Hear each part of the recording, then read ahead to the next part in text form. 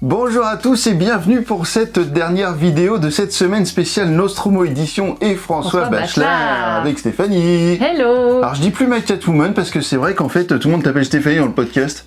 Bah oui, parce que effectivement c'est mon prénom. Bah oui, et du coup ça n'a plus aucun intérêt de t'appeler My Catwoman. My Catwoman, c'est mon pseudo, vous pourrez me trouver aussi sur YouTube avec My Catwoman quand je mets des commentaires par exemple. Voilà, exactement. Voilà. Et du coup on se retrouve dans un instant pour notre top 3 des jeux de François et de Nostromo Édition. Donc on se retrouve juste après le générique dans 20 secondes. Allez. Même pas. Allez, tout de suite.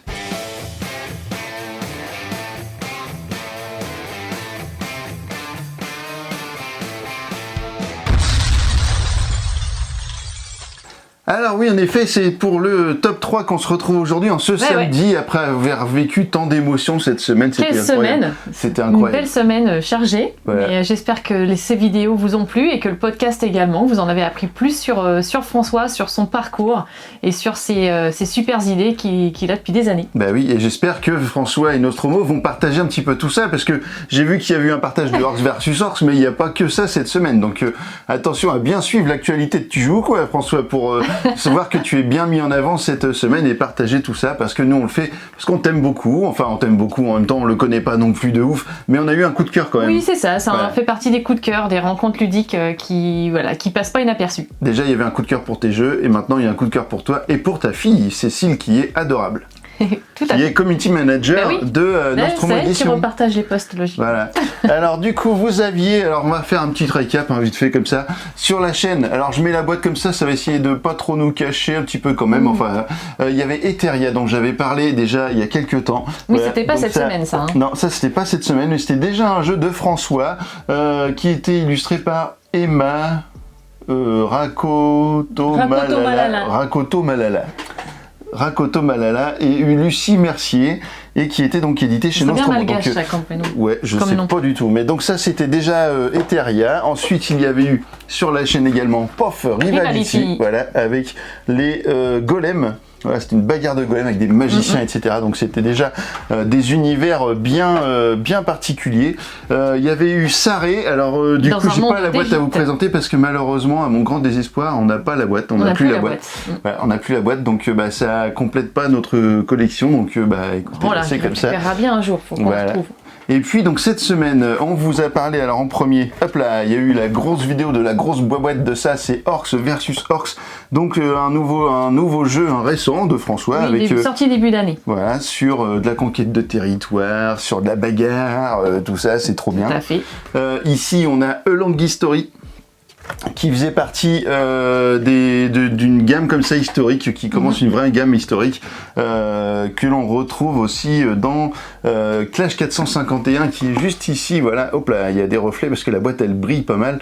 Donc Clash 451 qui n'est pas un jeu, François. Non, c'est le seul pour l'instant édité chez Nostromo qui n'est pas de François. Tu connais toi Romain Mathieu ? Non, parce que c'est son premier jeu, figure-toi, donc ça on l'apprend dans le podcast, c'est son tout premier jeu et il n'avait jamais fait quoi que ce soit dans le monde ludique avant ce jeu-là. Voilà, et avec des illustrations, comme je disais dans ma vidéo, voilà, que j'aime pas du tout, mais c'est pas grave, on peut pas tout aimer non plus. Par contre, c'est des graphismes de Julie Gruet, et je crois que Julie Gruet fait partie de l'équipe de Nostromo. Je crois, oui. Il me semble que c'est la graphiste de Nostromo, et il y avait également 99% pur, un jeu de cartes complètement foufou qui est sorti tout droit de l'univers de la série Breaking Bad. Eh ben exactement. Alors voilà. Alors qu'est-ce que t'en as pensé toi de cette semaine, parce qu'il y a eu le podcast aussi enregistré qui est sorti hier. Je vais dire aujourd'hui parce qu'on tourne.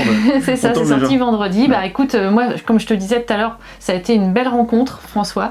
Il a un parcours incroyable, beaucoup d'anecdotes à raconter. Son parcours a été semé d'embûches, comme je le dis en introduction du podcast.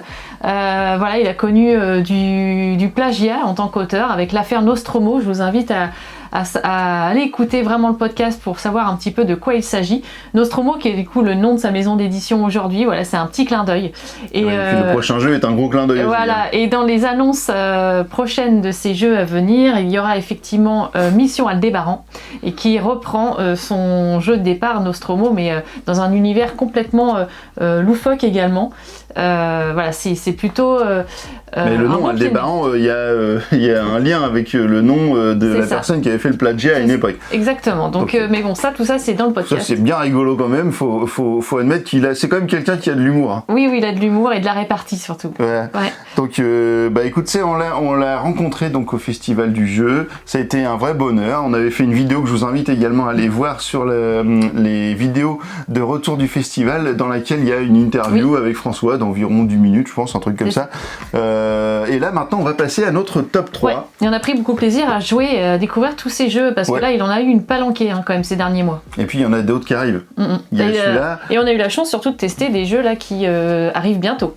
Et du coup, il y a même une petite exclue. Alors, j'ai plus mon téléphone là, mais en fait, je sais que François travaille sur des add-ons, à Long History. Oui, c'est ça, il nous l'a évoqué, ça en message, on a échangé un petit peu avec lui, parce que je lui disais, moi, ça méritait, je trouve, qu'il y ait une suite, puisqu'on s'arrête au Moyen-Âge.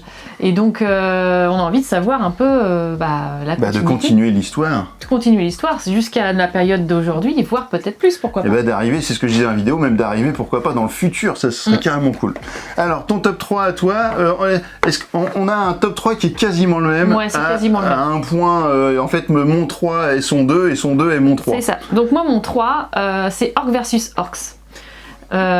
Pourquoi? Alors pourquoi en 3? Il n'y a pas forcément de raison de 1, 2, 3. Enfin, oui, c'est dans le sens où c'est un des jeux que je préfère forcément de Nostromo Édition, parce que déjà c'est la thématique. Voilà, moi j'adore les thématiques dans ce monde-là. Je trouve que la DA, direction artistique, est vraiment superbe. Et voilà, en plus il y a toujours des belles illustrations à l'intérieur des boîtes aussi. Ça pour faire des belles dédicaces? Ouais, c'est top. Il nous en manque une d'ailleurs. Et puis j'ai trouvé que le système de bataille était assez original, avec un système de deck building, parce que donc c'est quand même un jeu de plateau avec de la conquête de territoire, mais les bagarres, ça va être des achats de cartes pour améliorer notre deck, récupérer des héros aussi, et puis ce système de bataille en plusieurs lignes de front. Voilà, et il n'y a pas de dés, enfin du coup j'ai trouvé vraiment ce système assez, c'est vraiment le choix original. Des cartes que vous allez faire qui va faire que ça va marcher ou pas. C'est ce qui m'a plu dans ce jeu particulièrement, et aussi le fait que ça soit quand même stratégique, c'est pas que du jeu bourrin. Va falloir réfléchir. Non mais on pourrait se dire tiens, des orques ça va se taper dessus et puis voilà, sans trop réfléchir, mais en final il y a de la stratégie, puisque dans les choix d'action que l'on va faire par rapport aussi aux différents objectifs qui sont mis et qui évoluent en fait d'une manche à l'autre. Ben oui, c'est ça, ce que les évolue. On sait toujours quel est l'objectif qui va venir la manche d'après. Donc ça permet d'anticiper aussi. Et on sait que le premier objectif qui est le plus à gauche, en fait, il va traîner pendant au moins 3 manches du coup. Donc du coup, ça c'est intéressant, parce que du coup, on peut faire quand même pas mal de points grâce à ça. Et toute la partie, elle est un peu, on va dire, gérée par ça, clairement. Et du coup, ça c'est très très bien. Ben, c'est vrai que moi, du coup, c'est mon top 2. Ça c'est ton numéro 2. Ouais, alors quelles sont toi justement les raisons un peu de ça? Moi l'univers, c'est un peu ce que tu as dit, l'univers, moi déjà les orques j'aime beaucoup. Je sais que en plus François c'est vraiment son trip et il a mis tout son cœur là-dedans, parce que c'est un vrai geek en soi, François. Il a l'air sérieux comme ça ce monsieur, mais c'est un vrai geek. Et du coup je sais que ça c'est vraiment un jeu qui l'a fait kiffer, parce qu'en plus il l'avait fait, je crois, si je dis pas de bêtises, pour jouer avec son fils ce jeu-là. Et il me semble que c'est ça l'histoire, il l'avait fait pour jouer avec son fils, tout comme d'ailleurs il y a un lien aussi avec sa fille avec A Long History, mais son fils, et du coup en fait il l'a développé, et puis il a sorti un jeu. En fait quand vos enfants vous demandent de jouer à un jeu, vous allez au magasin et vous l'achetez. Lui quand ses enfants demandaient de faire un jeu, en fait il le créait. Donc voilà, c'est un peu la différence entre François et les autres. Nous. Et nous par exemple. Et du coup voilà, et en fait après l'avantage c'est qu'il a déjà une bonne base pour faire pour sortir ses jeux maintenant, parce qu'à l'époque où il faisait ça, je pense qu'il était toujours dans le home cinéma un peu prestige. Ouais, et il a énormément de protos encore dans sa besace, énormément, mais il me disait que maintenant qu'il est éditeur, voilà, il a moins de temps de développer ses propres jeux et moins l'envie également. Voilà. Oui, du coup, il commence à travailler avec des auteurs comme avec Romain Mathieu pour Clash 451. Voilà. Bon, je vais pas m'éterniser sur Orcs versus Orcs parce que t'as tout dit. Moi, ce qui me plaît, c'est il y a de la bagarre, mais pas trop. En fait, on peut vraiment faire une partie d'Orcs versus Orcs presque sans se battre. C'est vraiment pas. Le cœur du jeu n'est vraiment pas dans la bagarre, mais il y a toujours le côté plaisant. Et puis le côté bataille et tout, c'est vraiment pas mal. Alors, mon top 2, c'est moi qui vais dire la suite du coup. Vas-y. Non, c'est mon top 3, mais c'est ton top 2. C'est mon top 2. Voilà. Et il s'agit de Long History. Voilà, il y a eu un gros coup de cœur aussi sur ce jeu-là. En fait, j'aime beaucoup Etheria et un peu moins Rivality, on va dire, mais en fait, par rapport à tout le reste, hein, Rivality en soi tout seul est très bien, mais par rapport à tout le reste, en fait, j'aime beaucoup Etheria, mais en fait, on sent que il y a un côté vraiment plus, je sais pas, plus, comment dire, développé. Ouais, plus développé, plus réfléchi encore, plus riche. Plus abouti. Avec A Long History. Sachant que c'est pas un jeu tout jeune, A Long History en fait. Il a plus de 10 ans en fait dans sa tête. Oui, parce qu'il l'a fait pour sa fille. Il l'a offert aux 21 ans de sa fille, je crois, et je crois qu'elle en a 33 aujourd'hui. Ouais. Donc voilà, ça aussi vous irez écouter le podcast pour en savoir plus sur cette histoire. Mais comme quoi c'est un jeu qui a maturé aussi. Beaucoup. Maturé, ça se dit ça? Ouais, je pense que ça se dit. Il est plus mature. Il est arrivé à maturation. Tout à fait. Ça se dit ça aussi. Bon, bref. Du coup, Long History, eh bien, vous allez traverser les époques, puisqu'une partie de Long History, c'est le côté bac à sable de ce jeu qui est vraiment cool. Ça, j'ai bien aimé. C'est qu'on peut faire soit une partie que de la préhistoire, soit une partie que de la Renaissance ou du Moyen-Âge, ou alors on peut enchaîner la préhistoire avec que, par exemple, la Renaissance, ou enchaîner les trois, ou enchaîner la Renaissance avec le Moyen-Âge. Non, pas la Renaissance, l'Antiquité. Tu parles tout le temps de la Renaissance. Je sais pas pourquoi je parle de la Renaissance. Dans la vidéo, Oui, c'est après en fait. C'est après. Mais je suis un peu nul en histoire, mais c'est pour ça que je compte sur François pour refaire un petit peu tout ça. Et si tu veux en apprendre plus, surtout d'ailleurs, tu peux regarder Nostromaille. Hein. Là, tu seras au taquet sur l'histoire. Oui, et je peux aussi écouter mon fils qui, pour le coup, est un daron en histoire. C'est vrai. Bref. Et du coup, je sais plus, en fait, moi ce que j'ai beaucoup aimé, c'est le côté évolutif de ce jeu-là, le côté, à chaque carte collection, on peut aller chercher la carte de l'autre, on peut essayer parfois de lui refourguer des calamités, donc il y a de l'interaction quand même. C'est ce que j'ai d'ailleurs, c'est ça que je voulais dire sur Orcs versus Orcs, c'est l'interaction entre les joueurs qui me plaît beaucoup, et c'est pour ça que je l'ai mis en deux par rapport à Long History, où moi j'aime beaucoup quand il y a de l'interaction et puis quand on peut embêter les autres. On peut chamailler plus. Voilà. Mais l'avantage de Long History, c'est qu'on peut construire des choses et on les construit pas que pour la partie en cours, puisqu'en fait vous allez pouvoir garder des choses de l'âge sur lequel vous êtes en train de jouer pour l'âge suivant. Donc ça c'est vraiment bien. On garde de l'héritage et ça c'est plutôt une bonne idée parce qu'effectivement on garde les cartes d'une ère à l'autre pour permettre de mieux démarrer, mieux évoluer, et ça c'est une belle idée. Et puis il y a plein d'autres bonnes idées, hein. Quand on avance sur la piste de prospérité, il me semble, vous avez à chaque fois de la décadence qui fait que vous avez des cartes que vous n'allez plus pouvoir utiliser en tant que carte. Vraiment, il y a plein de trouvailles dans ce jeu-là. Alors c'est marrant parce que suite à la vidéo, il y a eu des critiques de gens qui ont vu la vidéo, qui ont dit le jeu est trop long, le jeu est ceci, le jeu est cela. Long, mais en fait, il est trop long, certes, si vous faites une partie complète en traversant les trois âges, mais en fait, faut le prendre presque comme un legacy un peu, que vous allez jouer sur trois âges, mais que vous allez pouvoir rejouer. Surtout que le système de sauvegarde est super simple. Bah oui. Et donc on n'est pas obligé de se faire les trois parties, mais ça vaut le coup de les faire, je trouve. Ouais. Surtout qu'il y a l'ajout de la monnaie quand même à partir de la deuxième. Et c'est un jeu de civilisation pour moi qui est super abordable, parce que justement les jeux de civilisation, parfois ça peut faire peur quand il y a énormément de ressources, de gestion de ressources et tout. Là on n'est pas là-dedans en fait, c'est pas un jeu de gestion de ressources. Et c'est vraiment une mécanique qui est vraiment facile à appréhender.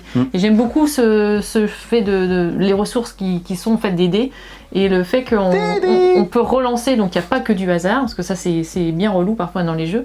Et ce qui est bien, c'est d'être joueur actif, joueur passif. Du coup, on ne s'ennuie pas parce qu'il y a toujours, il y a aussi une contrainte en fait laissée par l'autre en fait, par rapport au dé qu'il choisit. Ça c'est sympa aussi. C'est ça. Donc voilà, A Long History, pour moi c'est mon top 3, pour toi ton top 2. Tout à fait. Et on a un top 1 commun. Et oui, tout à fait. Et alors, messieurs, dames, qu'est-ce que vous pensez qu'on a en top 1 commun? Tadam! Boum. 99% pur. Voilà, alors faut dire que tous les deux, on était très fans de Breaking Bad. Donc forcément, ça aide. Mais on peut très bien jouer à ce jeu sans connaître l'univers de Breaking Bad. Mais forcément, on a les références. Donc c'est bien cool. Clairement, moi je pense que si c'était marqué Breaking Bad, ça serait le meilleur jeu, la meilleure adaptation de la série que j'ai vue jusqu'à là. Ouais, c'est sûr. Après, c'est toujours une question de droit. Ça, c'est pareil, il l'explique dans le podcast. Mais en tout cas, le jeu, il y a plein de clins d'œil. Donc forcément, on retrouvera l'univers. Les personnages sont ressemblants. On a des histoires de famille. Ça, c'est très drôle aussi, avec des personnages qui peuvent être très bloquants, notamment la femme du dealer principal. Ça, c'est forcément la relou.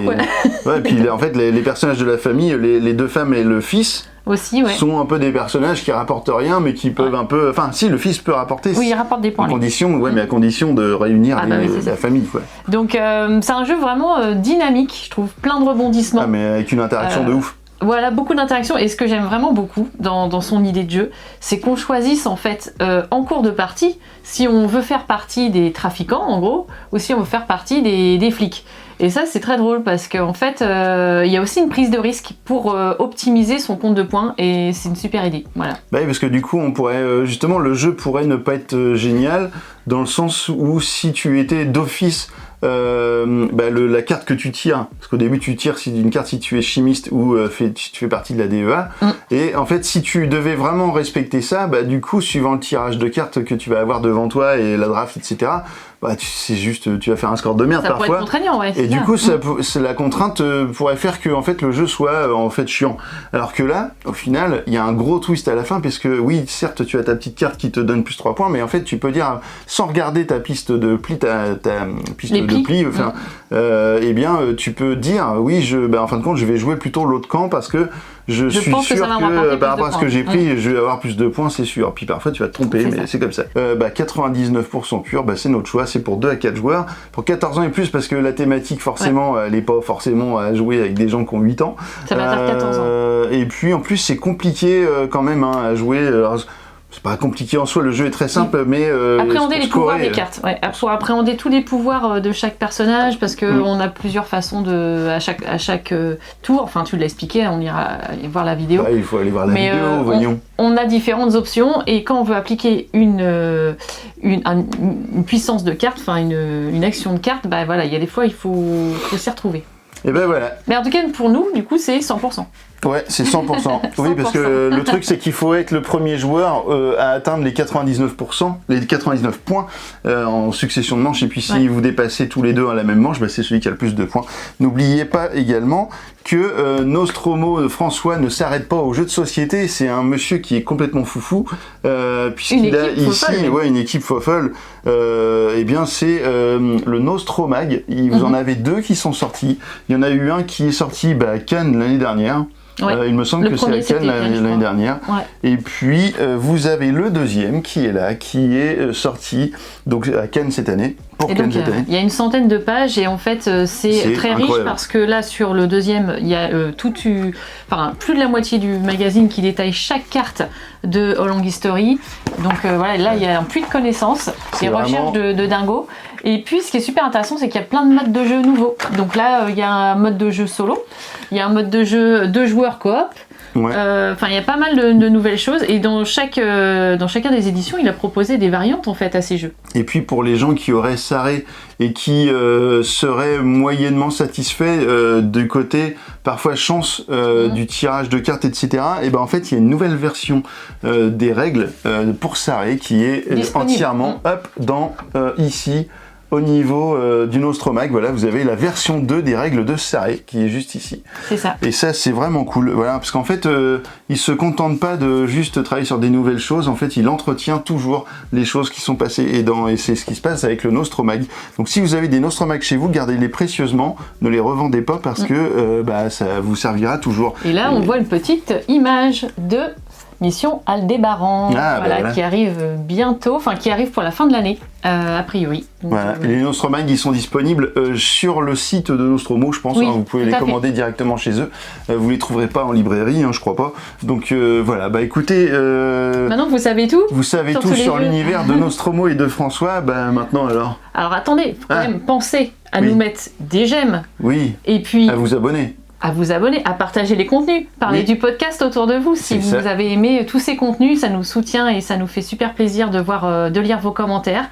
Et puis merci si vous avez envie. Exactement. C'est ce que tu allais dire. Exactement. J'allais dire des super merci. Ce sera encore mieux pour nous puisque ça nous aidera à peut-être créer d'autres contenus encore plus, pouvoir notamment aller dans les festivals. C'est ce qui nous coûte le plus cher. Alors si vous connaissez pas le principe du super merci, c'est tout en bas. Vous avez la possibilité, ça va être peut-être marqué super thanks. Et en fait, vous allez pouvoir faire un petit don. En gros, c'est une histoire de donation. Vous mettez ce que vous voulez, 2 €, 3 €, 5 €, je sais pas combien que c'est. On peut mettre ce qu'on veut. Vous pouvez même mettre 1000 € si ça vous dit. Si vous êtes très riche, vous pouvez monter. Vous pouvez monter. Et puis du coup ça pourra nous aider à acheter du matériel et puis à payer les déplacements parce que les déplacements et les Airbnb, je vous cache pas que c'est de plus en plus cher.